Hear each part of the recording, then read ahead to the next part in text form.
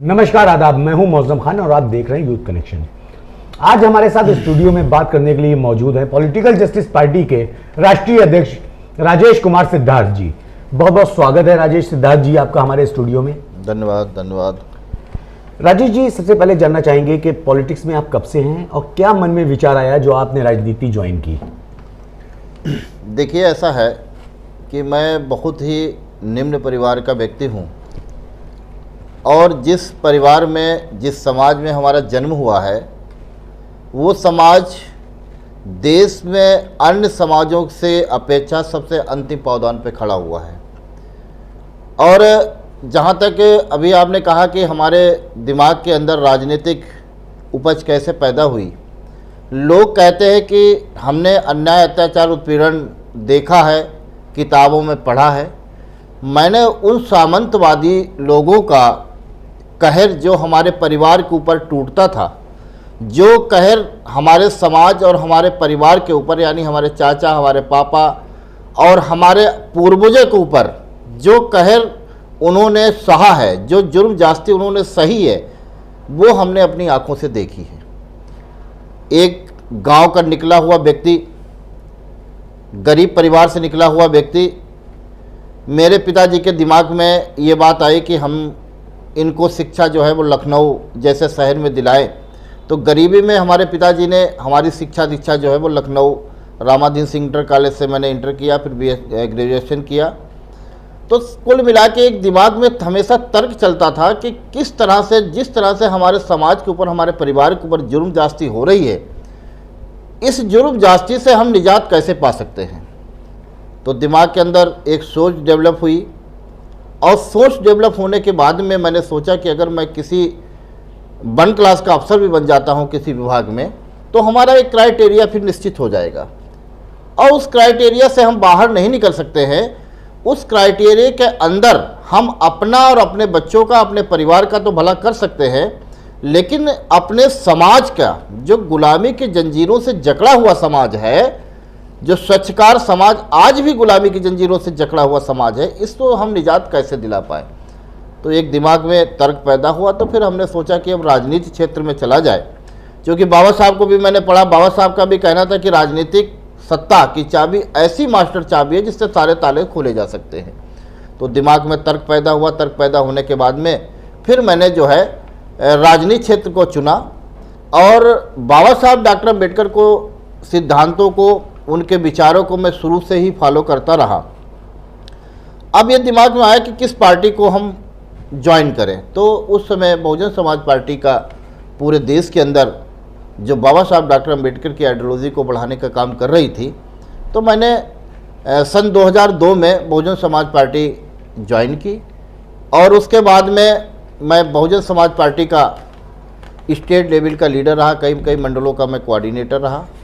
तो राजनीति क्षेत्र में जाने का हमारा मुख्य उद्देश्य यही था कि जो हमारे समाज के ऊपर, दबे कुचले, शोषित, पीड़ित, वंचित समाज के ऊपर अन्याय, अत्याचार, उत्पीड़न मैंने अपनी आंखों से देखा, तो उन उत्पीड़नों से कैसे निजात पाई जाए। तो इसलिए जो है हमने राजनीति क्षेत्र को चुना और राजनीति क्षेत्र में मैं पॉलिटिक्स में आया हूँ। अभी आपने काशीराम जी के विचारों की बात कही, बसपा की बात कही, ऐसी क्या मजबूरी आ गई थी कि आपको बसपा छोड़कर अपनी एक नई पार्टी बनाना पड़ी? देखिए, ऐसा है कि ये सवाल हमसे पंजाब में भी पत्रकार बंधुओं ने पूछा था। यही सवाल हमसे असम, जब स्टेट में मैं गया और असम स्टेट में मैंने जब कॉन्फ्रेंस की, तो वहाँ भी ये सवाल मेरे सामने आए। तो मैं आपको बताना चाहता हूँ कि बाबा साहब की आइडियोलॉजी को बढ़ाने का काम मानवर काशीराम साहब ने किया।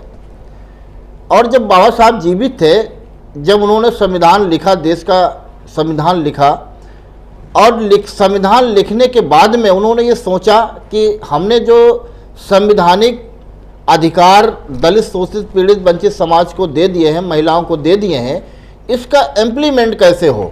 क्योंकि संविधान चलाने वाले लोग जब तक अच्छे नहीं होंगे, और संविधान को सौंपते समय बाबा साहब डॉक्टर अम्बेडकर ने एक बात कही थी कि संविधान चाहे कितना भी बुरा हो, लेकिन उसको फॉलो करने वाले, उसको, संविधान को चलाने वाले लोग अगर अच्छे होंगे तो वो संविधान अच्छा माना जाएगा। और कितना भी अच्छा संविधान हो, लेकिन उसको चलाने वाले अगर लोग अच्छे नहीं होंगे तो वो संविधान जो है वो फिर उसका जो मंशा, जिस मंशा से हमने संविधान बनाया उस वो मंशा कभी पूरी नहीं हो सकती।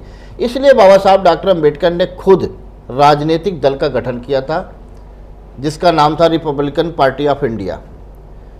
आरपीआई नाम से बाबा साहब की पार्टी थी, आरपीआई का गठन हुआ, उनके एमएलए भी जीते। तो यही सवाल अगर हम आपसे पूछें कि जब बाबा साहब डॉक्टर अम्बेडकर की खुद पार्टी बनी हुई थी तो फिर मानवर काशीराम साहब को पार्टी बनाने की जरूरत क्यों पड़ी?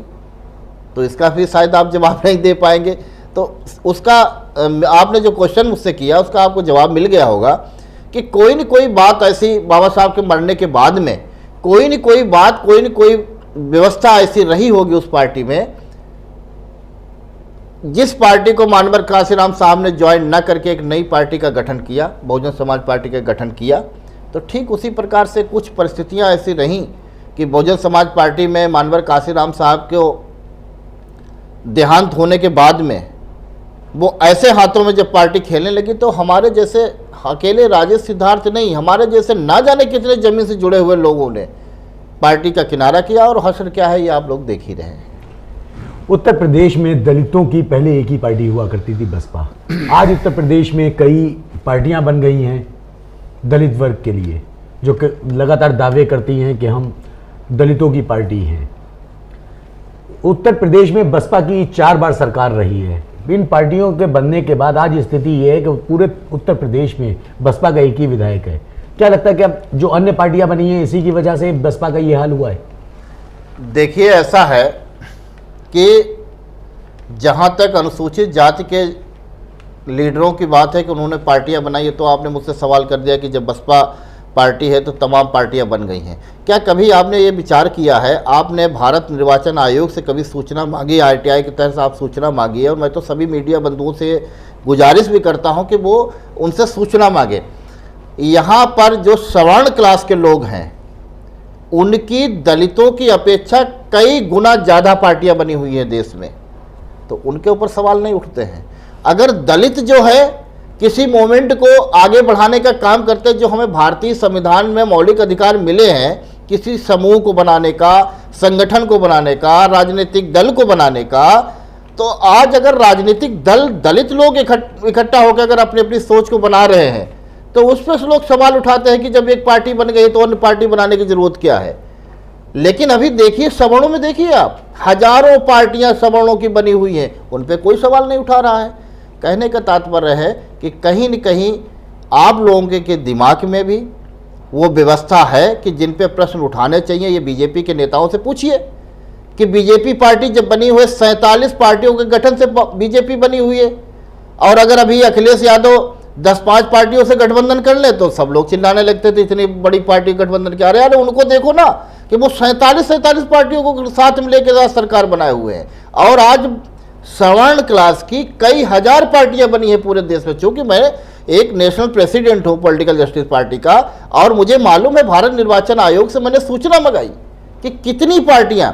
मैं आपको बता दूं कि दलितों की, आदिवासियों की, मुस्लिम समाज की अगर कोई बात कहने लगता है तो सबको ये लगने लगता है कि ये कोई बहुत बड़ा तूफान खड़ा हो रहा है।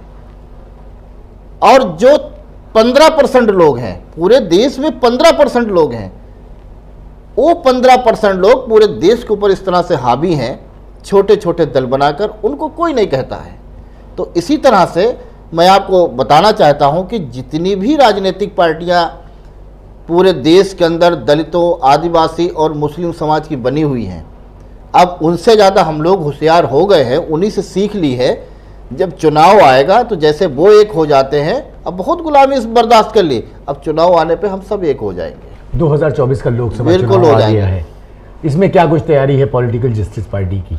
देखिए, अभी हमने असम स्टेट में, उत्तराखंड में और मध्य प्रदेश, राजस्थान में भी अपना संगठनात्मक ढांचा खड़ा किया है।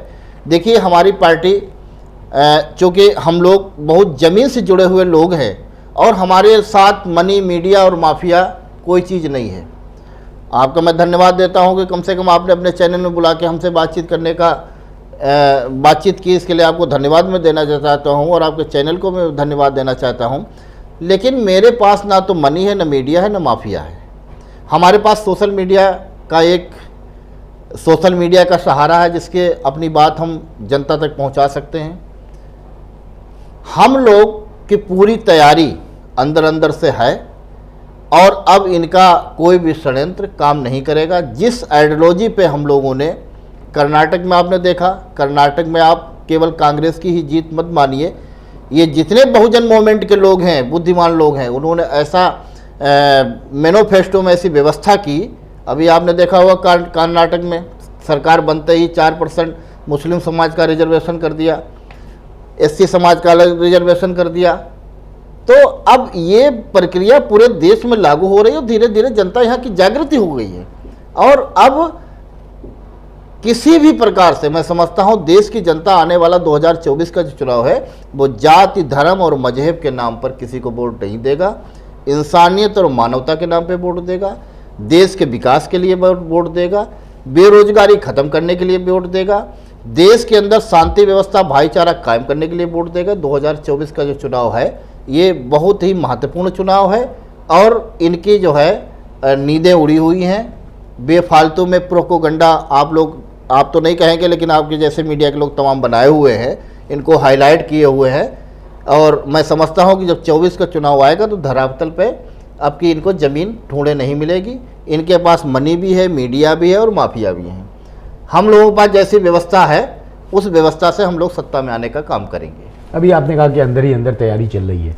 2022 में भी आपकी तैयारी काफ़ी अंदर चली थी, आपका गठबंधन हुआ सपा के साथ और वो तैयारी पूरी तरह से अंदर रह गई, आपको कोई सीट नहीं मिली।